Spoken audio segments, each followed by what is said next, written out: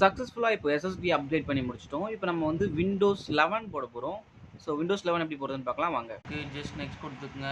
Install Windows 11 next terms and கண்டிஷனுக்கு agree கொடுத்துட்டு next கொடுத்துக்குங்க.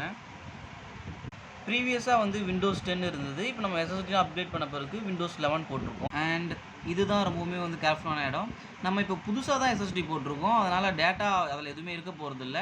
Partition வந்து நம்ம வந்து நம்மளோட விருப்பத்துக்கு ஏற்ற மாதிரி பண்ணிக்கலாம். நீங்கள் 2ஆவும் பிரிச்சுக்கலாம், 3ஆவும் பிரிச்சுக்கலாம்.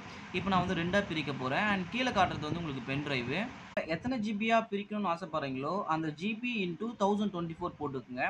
அந்த வேல்யூ என்டர் பண்ணுறீங்க. இப்போ நான் வந்து 200 ஜிபியாக வந்து பிரிக்கிறேன். 202 ஜிபியாக.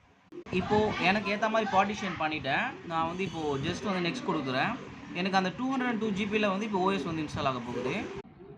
இந்த ப்ராசஸ் ஃபுல்லாக கம்ப்ளீட் ஆகிற வரைக்கும் வெயிட் பண்ணுங்கள். நீங்கள் சக்ஸஸ்ஃபுல்லாக ஓஎஸ் வந்து இன்ஸ்டால் பண்ணி முடிச்சாச்சு. அண்ட் இந்த வீடியோ பிடிச்சிருந்தா ஒரு லைக் கொடுங்க. தேங்க்யூ.